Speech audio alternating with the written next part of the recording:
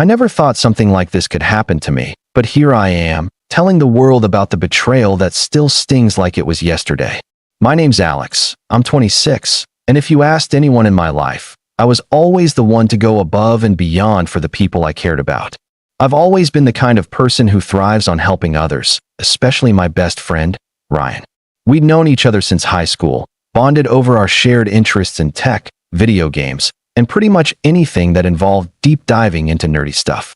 Our friendship was like a well-oiled machine.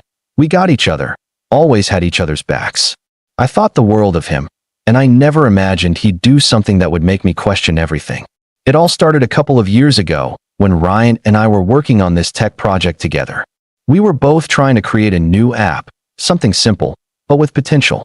It wasn't anything groundbreaking, but we thought it could make a difference in the way people track their daily habits. I did all the legwork. I coded the majority of the app, designed the UI, and even put together the first working prototype. Ryan, well, he was good at brainstorming ideas, but he wasn't nearly as skilled at the technical side of things. And that's where I came in. I wasn't bothered by it. I liked working on the technical stuff, and I liked that we were partners. Or at least, that's what I thought. We spent months on the project. I had late nights, long weekends, and a few moments where I could have just thrown in the towel, but I didn't. Ryan kept telling me that the app had great potential, that it could be huge. So I kept going. I pushed myself harder than I ever had before. In the back of my mind, though, something was starting to feel off. Ryan would be there, giving suggestions, sure, but he never really offered to help with any of the actual work. He'd be the one saying, "Oh, I've got this great idea for the app," but when it came time to do the nitty-gritty coding or testing, I'd be the one doing it all. I tried to push my feelings aside. I didn't want to overthink it. We were friends, right? So what if I was doing all the hard work? I didn't need the praise or recognition, just the satisfaction of getting the job done. At least, that's what I told myself. But then the project began to take off. We started getting attention from some investors, and Ryan's attitude started to shift. He went from we to I whenever he talked about the app. "I think this feature could work well," he'd say. "I'm going to pitch this to some investors." I started to notice he was taking all the credit. In meetings with potential backers, he would talk about how his vision was coming together, how he was spearheading the project. And every time I said something about my contributions, he'd quickly brush me off, making me feel like I was just some minor player in the background.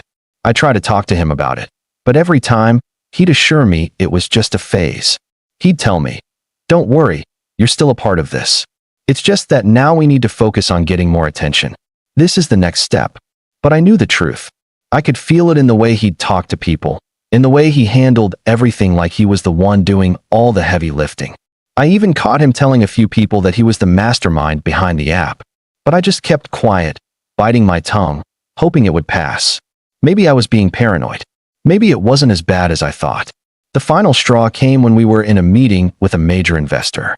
The kind of investor that could take our app from a small side project to a real business. Ryan had told me he wanted me to be there to pitch the app with him. I was excited. Finally, all that hard work, all those sleepless nights, would be recognized. We were in a conference room, the investor sitting across from us, and Ryan was going on and on about the vision for the app. But when the investor turned to me and asked, "So, what part did you play in the development?" Ryan quickly jumped in and said, "Oh, Alex was just helping with the tech side. But the real work was all me, bringing the vision together." I froze. I stared at him, my heart racing, my mind spinning. He had taken everything, every single thing I had done, and made it his own. I could feel the anger building up inside me, but I kept my face neutral. The investor seemed to buy it. The deal was made, and Ryan and I walked out of the meeting room together. When we got to the parking lot, I couldn't hold it in any longer. "Ryan, what was that?" I asked, my voice shaking with frustration. He looked at me like I was crazy. "What do you mean? I'm just trying to get us the deal. Don't you get it? This is how the game works." "No, it's not." I almost shouted. "You took all the credit for my work. You've been doing it for months now. I've been busting my ass on this app, and you've just been sitting back, letting me do all the work while you take all the glory." He sighed, rolling his eyes like I was overreacting. "Alex, stop. You're being dramatic. It's business. Don't you understand? We needed this deal. It's just how it is." I was speechless. I stood there for a moment, trying to gather my thoughts. And then, without saying another word, I got into my car and drove off. I didn't know where I was going. I didn't even care. That night, I couldn't sleep. Every time I closed my eyes, all I could think about was how Ryan had stolen everything I had worked for. How he had turned something we built together into something he could profit off of, while I was left in the dust. And the worst part? He still didn't get it. He still didn't see how much he had taken from me. But I wasn't going to let it go. Not this time. The next day, he called me, asking me to help him with something on the app. Something that would require a lot of my expertise. He didn't ask if I was available. He didn't apologize. He didn't even acknowledge how he'd treated me. It was just, "Hey, can you help with this? I need you to do this thing for me." And that's when I decided, enough was enough. I was done being the nice guy. Done being the one who always helped him, no matter how much he took me for granted. I wasn't going to be his doormat anymore. So I said it. "No," he paused, obviously surprised. "What?" "Come on, Alex. I need you. I know you need me. But I don't need to help you anymore. Not after everything you've done." There was silence on the other end of the line. Then, he tried to play it off. "You're being ridiculous. This is just a small setback. You're still a part of the team." But I wasn't buying it. And I wasn't going to be there to fix everything for him anymore. I hung up the phone, and for the first time in a long time, I felt a weight lift off my shoulders. But that was just the beginning. Ryan was about to find out just how far I was willing to go. The silence after I hung up the phone felt like the calm before a storm. I could already sense the wheels turning in Ryan's mind. He was used to having me around, fixing his messes, picking up his slack. But not this time. I wasn't going to play along anymore. I didn't know how he'd react, but I was done being the nice guy who just takes it. The thing is, though, I didn't fully understand just how far Ryan would go to make sure I didn't walk away from him. And I was about to find out. The first couple of days after I told him no were almost eerily quiet. He didn't call me, didn't text. I thought maybe he'd gotten the hint, that maybe he was giving me some space to cool off. But deep down, I knew Ryan. I knew he wouldn't let something like this slide without trying to fix it on his terms. Sure enough, by the third day, he called again. This time, though, it wasn't a casual request for help with the app. No, this time it was different.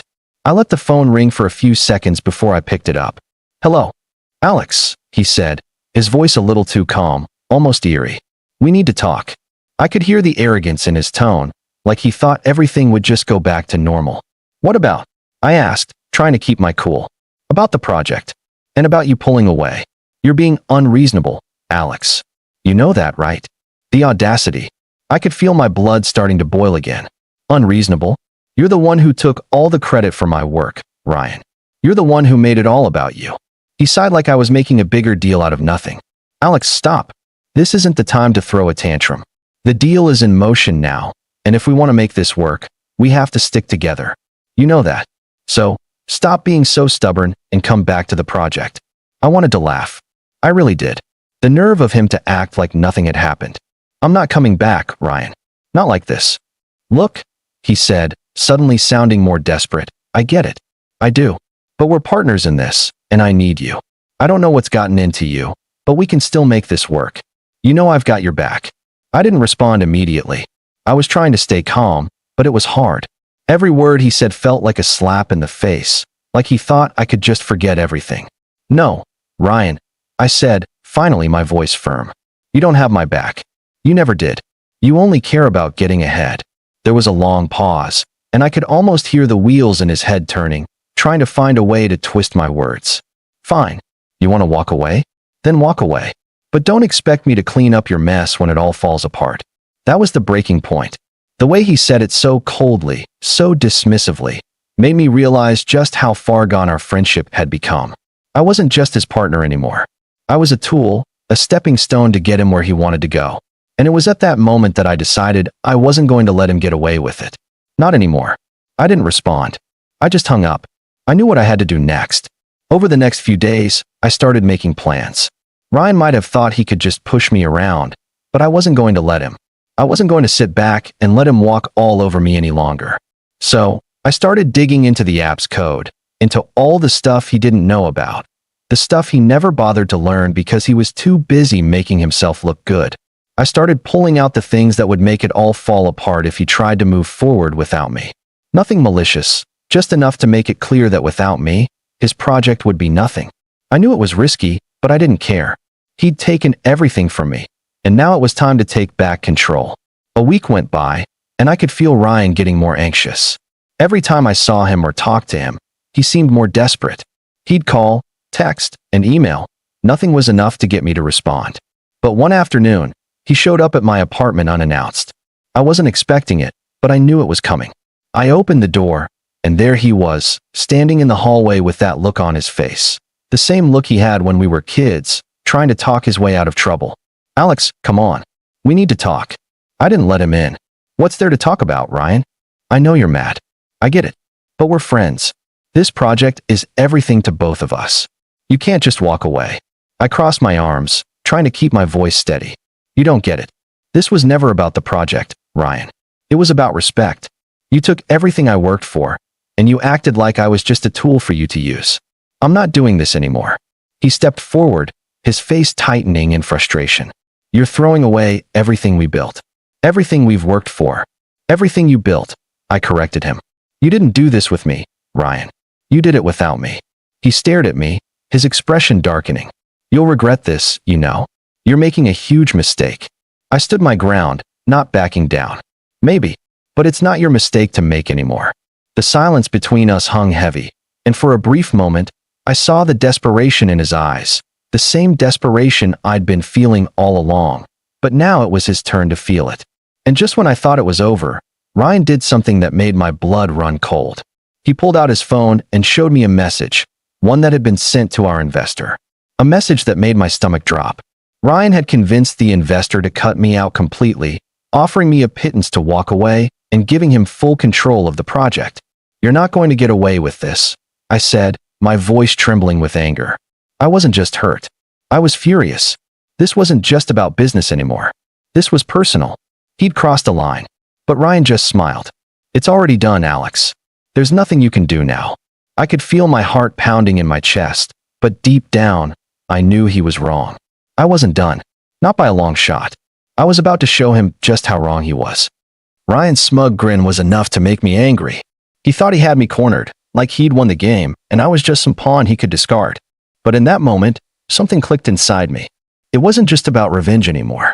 It was about taking back what was mine, about reclaiming my hard work and dignity. I had been his safety net for so long, always cleaning up his messes, always covering for him. But now? Now, I was done.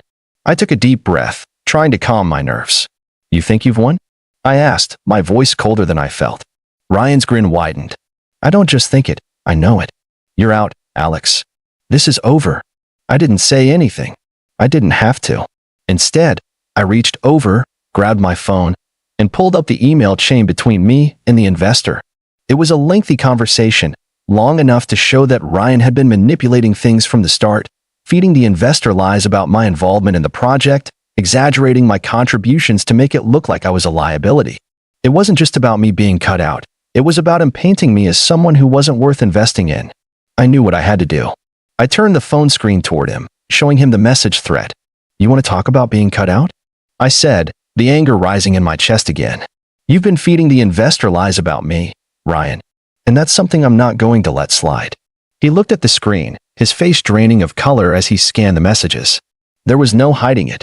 His manipulations were right there in black and white. I could feel the shift in the air, the tension between us growing thicker. He wasn't so confident anymore. "What do you think you're going to do with that?" He sneered, but I could tell he was rattled. "I'm going to the investor," I said, locking eyes with him. "I'm going to make sure he knows the truth. And this whole project? It's over for you if I do that." Ryan's face twisted in anger, but now I could see the desperation. He didn't want the world to know what he had done. He didn't want anyone to see the truth, the ugly reality of his selfishness. "You wouldn't do that," he growled. "You're bluffing." I stood my ground, my fingers hovering over the email app, "Try me. Do you really want to risk everything for this? I have all the proof I need." He opened his mouth, then closed it, his mind clearly working overtime to find a way out. For the first time in a long while, Ryan seemed to be the one cornered. He had always been the manipulative one, the one in control, but now the tables had turned. "You think you've got me, don't you?" he said, trying to regain his composure. But I could see the cracks in his facade. He wasn't nearly as sure of himself anymore. "I don't need to think," I said, standing taller. "I know I've got you." and I'm not going to let you keep getting away with it." For a moment, there was silence. Ryan's face twitched, his mind clearly calculating his next move.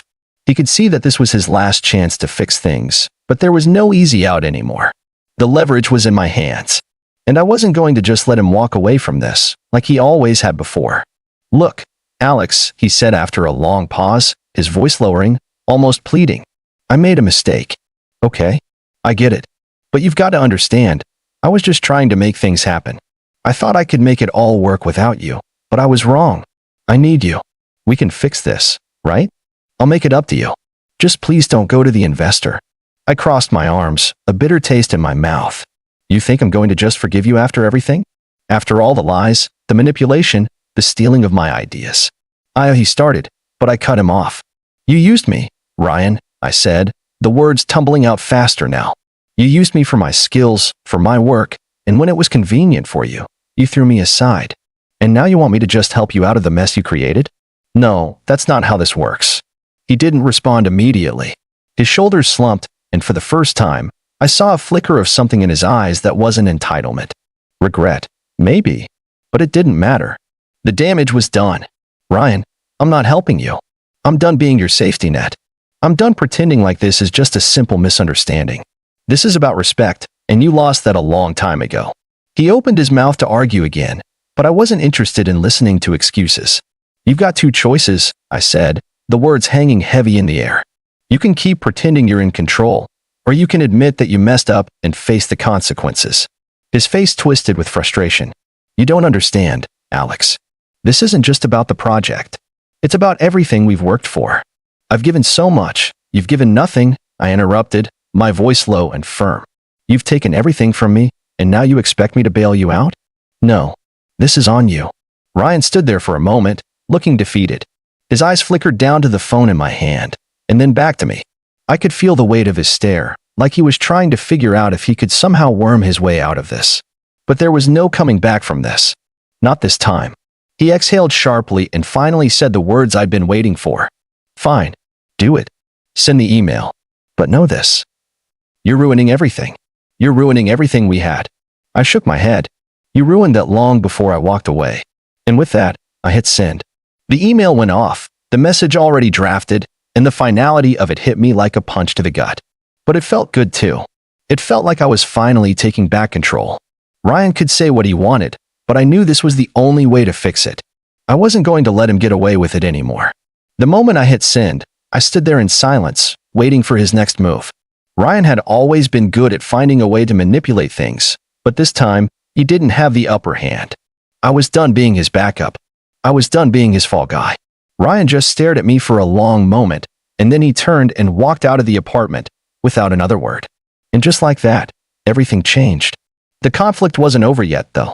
Ryan wasn't going to take this lying down. I knew that. But for the first time in a long time, I felt like I had the upper hand. I didn't know how this was going to end, but one thing was clear, this was far from over. The days that followed were a whirlwind of tension. I barely slept, consumed with the weight of what had happened. My phone buzzed incessantly with texts from Ryan, begging for a chance to talk, to fix things, but I ignored them all.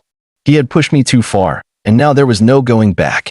It wasn't just the business with the investor, it was everything that had built up over the years. The countless times he'd used me, taken advantage of my skills, and expected me to clean up his messes without so much as a thank you. I had spent too long being the one who always had to pick up the pieces, and I was tired of it. This time, I was standing up for myself. A week later, I got a call from the investor. His voice was calm, but I could tell there was a trace of disappointment in it. "Alex," he said, "I've been reviewing everything, and I have to admit, I'm concerned. Ryan's behavior, his lack of transparency. It's not what we agreed upon." My heart dropped as I listened. This was it, the moment I had been waiting for. Ryan had been exposed, and the consequences were finally catching up to him. But instead of feeling vindicated, I felt empty. It was like I had won a battle, but the war had taken so much from me that the victory didn't feel as sweet as I had imagined. After a long conversation with the investor, we agreed that the project would move forward without Ryan. He was out, officially. The terms had been rewritten, and I was given control of the work I had poured my soul into. I was finally free from his grasp. But even as I stood on the precipice of this new opportunity, I couldn't shake the feeling that something was missing. A few days later, I ran into Ryan. It was an awkward encounter at a coffee shop. He looked different, more defeated than I had ever seen him. His usual cocky attitude was gone, replaced by a sense of vulnerability I hadn't expected. For a moment, I almost felt pity for him. Almost. He didn't say anything at first, just stared at me with a mixture of anger and regret. Finally, he sighed, slumping into a chair across from me. "You know, I never thought it would come to this," he said quietly. "I never thought you'd actually send that email. I thought you'd always just let it slide like you always did before." I stayed silent, not sure what to say. It wasn't like I wanted him to be miserable. I just wanted him to understand what he had done, to realize that actions have consequences and that taking people for granted has a price. "I was stupid," he continued, his voice barely above a whisper. "I should have never used you. You were the one person who always had my back, and I messed that up. I don't know how to fix it." His words hung in the air, and for a brief moment, I thought about forgiving him. It would have been easy to just brush everything aside and go back to the way things were. But deep down, I knew I couldn't. I had finally found the strength to let go, to stop being the person who always picked up the pieces for everyone else. I had to move forward, even if that meant leaving him behind. "Ryan," I said, my voice firm but not unkind, "I can't fix this. Not anymore. You had your chances, and you chose to take advantage of me every time. I've given enough. It's your turn to figure things out on your own." He stared at me for a long time, his face a mix of frustration and resignation. He didn't say anything else. He just stood up and walked away, disappearing into the crowd, leaving me with a strange sense of finality. It wasn't easy. Letting go of someone who had once been so important to me, someone who had been my closest friend, my partner in everything, was hard. But it was also necessary. I couldn't keep letting him drag me down. I had to stand on my own, to build my own future without him. As the weeks passed, I focused on moving forward. The project took off, and despite the rocky start, I found myself in a place I had never imagined I'd be on my own, but stronger than ever. The investor was happy with the progress, and I was finally getting the recognition I deserved. It felt good. It felt right. Ryan, on the other hand, seemed to disappear from the scene entirely. I heard through mutual friends that he was struggling, trying to rebuild his reputation, but the damage had been done. He had lost everything: his partnership with the investor, his connection with me, and the trust of everyone who had once believed in him. The final piece of the puzzle came when I received an email from him one day. It was short, simple. "I messed up. I get it now. I'm sorry." I didn't respond. I didn't need to. The apology, though long overdue, came too late. I had moved on. I sat back in my chair, staring at the message, realizing that in letting go of Ryan, I had gained so much more than I had lost. The power to stand up for myself, the strength to walk away, and the freedom to build a life on my own terms. And that was all I needed.